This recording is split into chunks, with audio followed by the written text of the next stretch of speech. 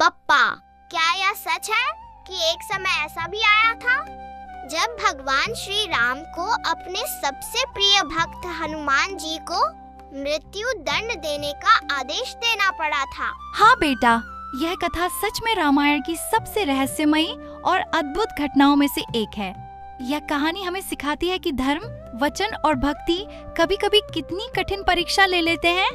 लेकिन बप्पा, राम जी और हनुमान जी के बीच तो अटूट प्रेम और भक्ति का संबंध था, फिर ऐसा कैसे हुआ?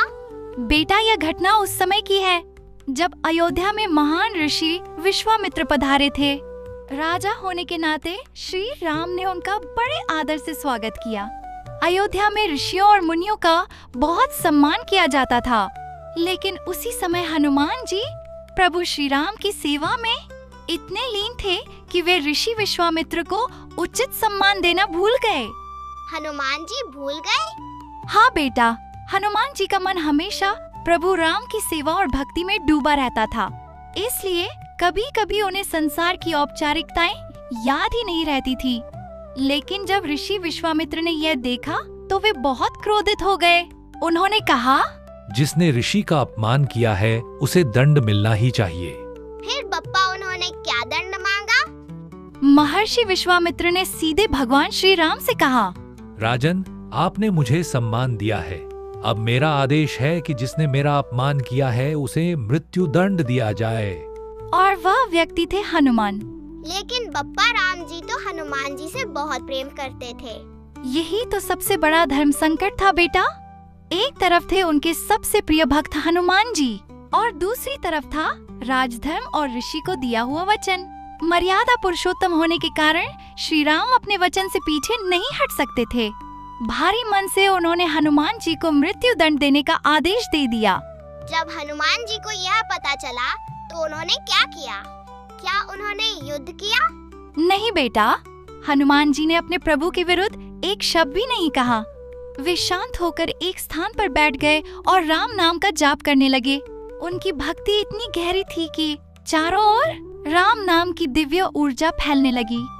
फिर राम जी ने क्या किया? वचन निभाने के लिए भगवान श्री राम को अपने दिव्य बाण चलाने पड़े, लेकिन तभी एक अद्भुत चमत्कार हुआ। जैसे ही बाण हनुमान जी की ओर बढ़ते, वे उनके पास पहुंचने से पहले ही राम नाम की शक्ति से निष्प्रभावी हो जाते। कोई भी अस्त्र हनुमान जी को छू तक नहीं पा रहा था। यह कैसे संभव हुआ बप्पा? क्योंकि बेटा, हनुमान जी केवल राम के भक्त नहीं थे, वे राम नाम की शक्ति में ही लीन हो चुके थे। उनके चारों ओर राम नाम का ऐसा दिव्य कवच बन गया था जिसे कोई भी अस्त्र भेद नहीं सकता था। यह देखकर ऋषि विश्वामित्र भी आश्चर्यचकित रह गए। फिर क्या हुआ? तब महर्षि विश्वामित्र को समझ आ गया कि ये केवल भक्ति की शक्ति है। उन्होंने श्री राम से कहा, प्रभु, यह सच्चे भक्त की महिमा है, अब इस दंड को रोक दीजिए। श्री राम ने तुरंत अपने बाण रोक दिए और प्रेम से हनुमान जी को गले लगा लिया।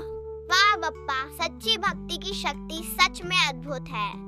हाँ बेटा, इस कथा से हमें एक बहुत बड़ा सत्य पता चलता है। भगवान से भी ज्यादा शक्तिशाली उनका नाम होता है। इसीलिए कहा गया है, राम से बड़ा राम का नाम।